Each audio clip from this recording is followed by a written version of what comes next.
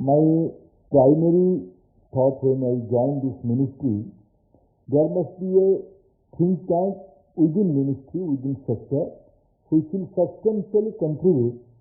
When I took review, when I took presentation in my initial days, I found lot of contradictory viewpoints with different PSUs. All big thoughts are there, all X are here, all present are also here. When they present in front of me about the energy scenario of the country, which are required, they gave me divergent viewpoint. I can say contradictory viewpoint, divergent viewpoint. And then I thought, what should be the way? What should be the, when my dear friend Sujit very precisely put his word, when he summed up his view as a professional, as a very savvy man, he some of his work, some of his observations, he was taking clue from everybody. When we are talking to different stakeholders of this sector, who are they? Certainly they are government officials, PSU representative, private sector representative, service provider, academia, and research scholars. According to my knowledge of last 2 years, there is yet to be an umbrella organization in our sector. I have suggested my friends in ministry, which is too much bureaucratic, to join Pathankot, Petrostate and Petrostate. It's a Herculean task. It's kind of Akhil Chandraji and Deepak Bhojwani ji has 2 points of view on diplomacy and commercial interest, bilateral relations and commercial interest. It is too Herculean task to come out with a single entity. Whether it will be known as Petrostate and Petrostate, but everybody has a politics of photo, politics of authority. Again, in this beginning of this successful seminar, let me request the stakeholders, come out from your photo. This sector needs a intellectual interaction. Today, we have a very successful interaction on Latin America. I was thankful to Pastor Nafe as a teacher. He has successfully conducted the panel discussion. Today we had a very frank discussion in a different point of view. I'm thankful to Ambassador Bhojwani when I've been to Colombia. I think there I met Ambassador Bhojwani. And today he gave us a broad perspective of Latin America. There is no dispute. Those who are in the call, what should be our relationship with Latin America? अखिल चंद्रा जी, प्रधानमंत्री 40 बार गए, लोग ticket पूछ रहे भारत में कब रह रहे हैं, आप फिर कहें आप और एक बार जाके आइए. जिसे democracy, we have to live with the scenario.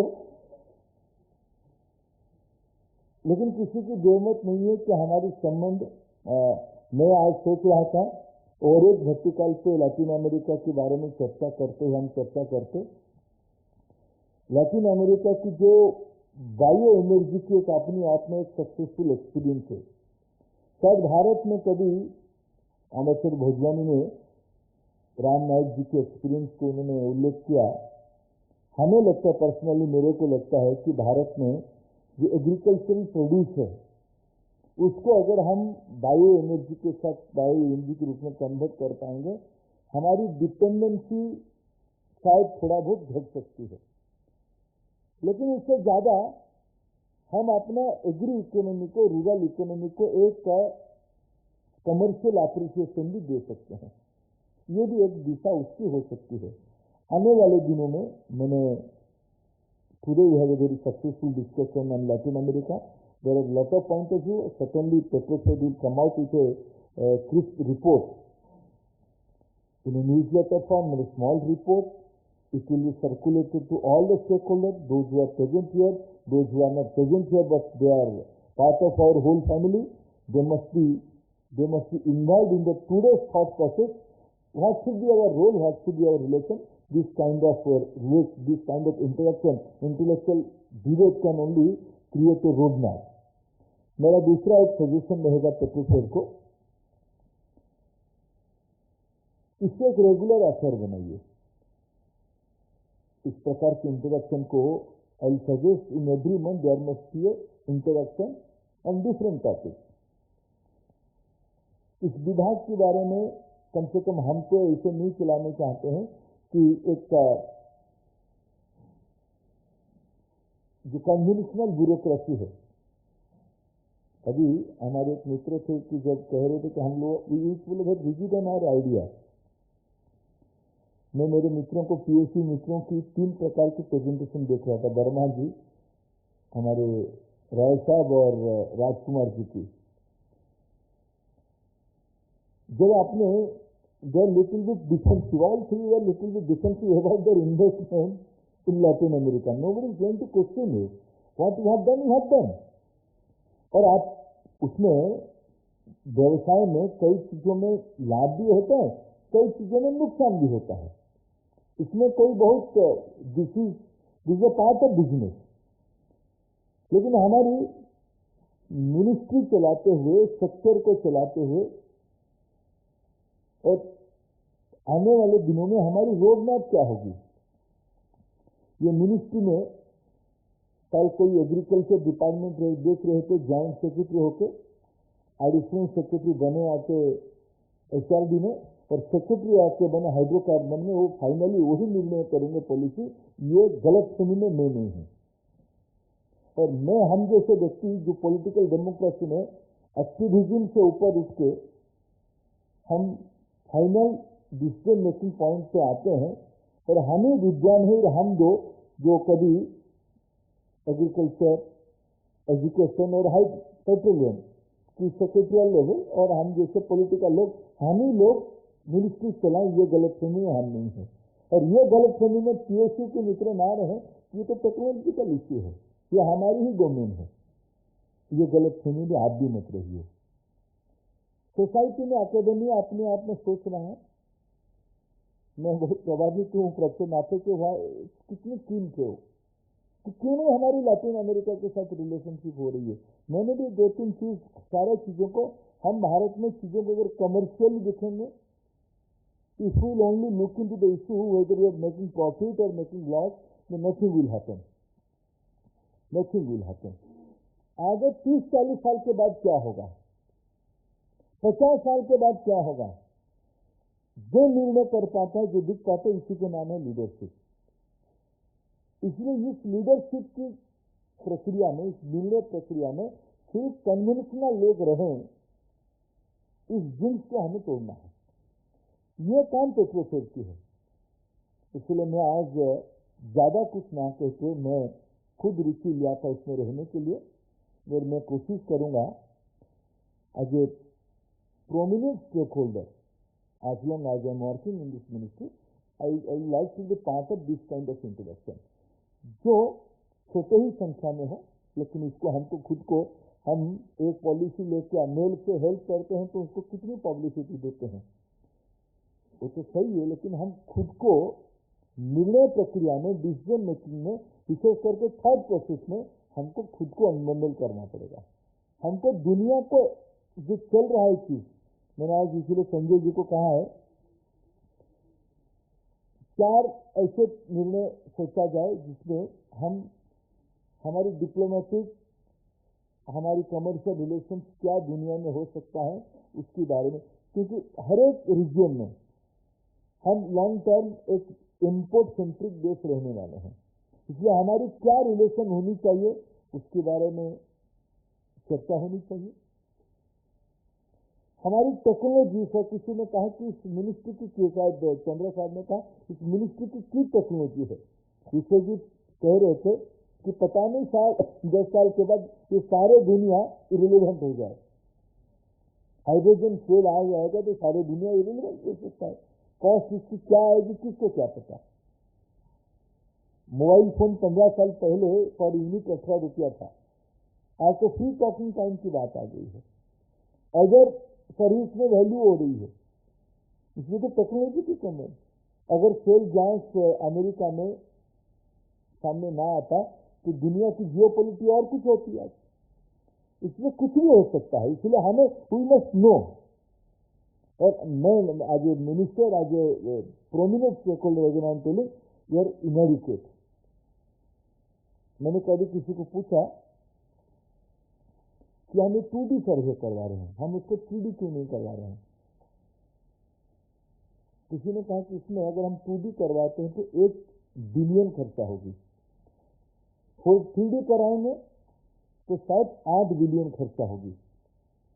तो मैंने मुझसे शायद अंडर सेक्रेटरी फाइल लेके आया था, तो मेरे को मैं प्लीज डिस्कस करके कुछ दिन के लिए छोड़ दिया, और मैंने जानकारी बाहर में लिया कि इतनी गैप नहीं होनी चाहिए। लेकिन फिर घुमा फिरा के 6 महीने के बाद मेरे पास फिर वही फाइल आया। मेरे पास कोई चारा ही नहीं, मेरे को दस्तखत ही करना है, नहीं तो फिर यह आता है कि मंत्री फाइल पे देखता है। ये व्यवस्था है। I am admitting there is no, कम से कम मैं इस प्रकार की व्यक्ति नहीं हूं कि भाई ऐसे ही चलना चाहिए। क्या दुनिया में चल रहा है, क्या टेक्नोलॉजी आ रहा है, हमें पता ही नहीं है। हमारी मिनिस्ट्री में एक कई प्रकार, किसी ने मेरे को कहा कि साहब रोज एक कोई पढ़ा लिखा IITian, कोई इंजीनियरिंग का स्टूडेंट, कोई रिसर्चर एक आइडिया लेके आता है, सर हम इसको इस प्रकार के काम करने से इसमें से ये फायदा होगा। अच्छा, हमें भारत में जो पॉलिसी मेकर की एक मेंटल ब्लॉक है, जो इस प्रकार के काम लेके आता है उसको हम वेस्टेड इंटरेस्ट मानते हैं, 2 पैसा धंधा करने के लिए आया होगा, ऐसा हम सोचते हैं। फिर उसको जब हम आगे कहीं बढ़ाते हैं, मिनिस्ट्री में कोई फॉर्मल वर्टिकल से उसको बढ़ाते हैं, तो फिर 3 महीने के बाद उसको एक नेगेटिव रिपोर्ट लेके आया। कुछ दिन में एक एग्जाम्पल आपको देता हूँ, how do you function. Bengaluru में कुछ दिनों में, साल भर पहले मैंने गया था, एक इनकम टैक्स ऑफिसर एक एनर्जी एफिशिएंट स्टोव बनाया था, LPG में चलता। मैंने टाइम्स ऑफ इंडिया में उस दिन बेंगलुरु में पढ़ा, बेंगलुरु ऐसे हैपनिंग पॉइंट है। मैंने थोड़ा जानकारी लेके, इनकम टैक्स की कोई ऑफिसर है, बाद में हमने उनको बुला के, हमारी जो पठान साहब और भूतला साहब आप ही लोगों ने बनाया होगा, एक LEREC कोई है ना बेंगलुरु में संस्था, उसी को वहां हमने भेजा। अभी LEREC का रिपोर्ट है कि इसमें कोई दम नहीं है। अभी अमेरिका की डिफेंस सेक्रेटरी आए थे, उसको मिलके गए। हमें कभी कभी लगता है कि हमारी जो माइंडसेट है, हम सरकार चलाने वाले जो भारत की 125 करोड़ गरीब लोगों की, सामान्य लोगों की जो मालिक होकर हम लोग बैठे हैं, हम लोग क्लोज माइंड की हो चुके हैं। इसलिए टेक्नोलॉजी, कन्वीनियंस, अफोर्डेबिलिटी, एक्सेसिबिलिटी, ये सब सेमिनार की विषय बन चुकी है।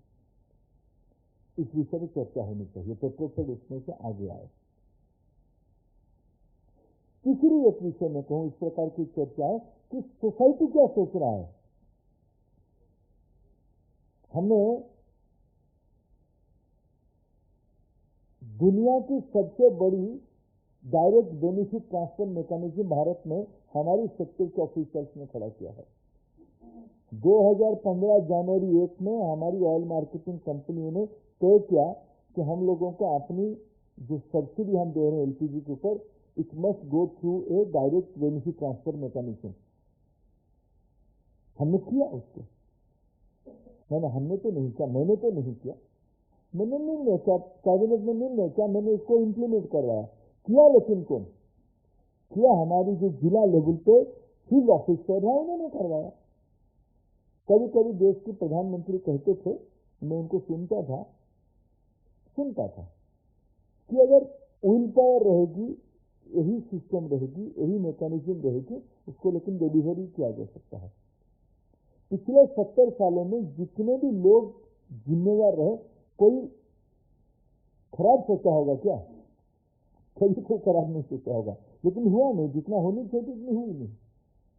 इसलिए हुई नहीं कि इसकी एक जो कैनवस हमारे सामने होनी चाहिए, कहां तक जाना है, क्या सोसाइटी को चाहिए, इस विषय में कहीं ना कहीं जारी की गैप। पेट्रोल कम से कम आने वाले दिनों में इस प्रकार की जो और यही सोसाइटी की हमारी इंटरनेशनल रिलेशंस क्या होनी चाहिए, टेक्नोलॉजी एनर्जी में क्या आ रही है, आज एनर्जी सेक्टर हम अपने कन्वेंशनल मेथोडोलॉजी को बचा पाएंगे क्या, क्या डाइवर्सिफिकेशन करनी चाहिए, सोसाइटी की क्या कैपेसिटी बनते जा रहा है, ये सारा विषय पे आज प्रोफेसर कई दिनों से हमारे आग्रह से इस प्रकार की कुछ कामों को शुरू किया है।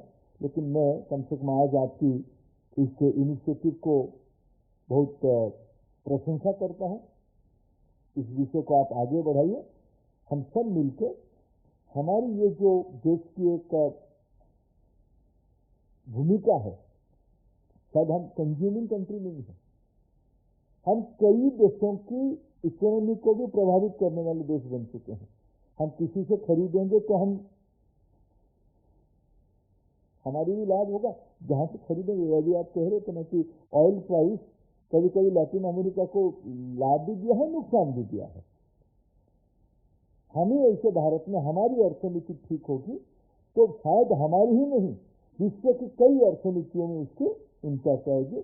आज की इस मुहिम के लिए, आज इस इनिशिएटिव के लिए, इस सक्सेसफुल सेमिनार के लिए प्रोफेसर और जो मित्र आज इस सेमिनार में आए और इसको आने वाले दिनों में मीनिंगफुल बनाने के लिए आज सब इकट्ठा हुए, सबको बहुत बहुत शुभेच्छा, धन्यवाद।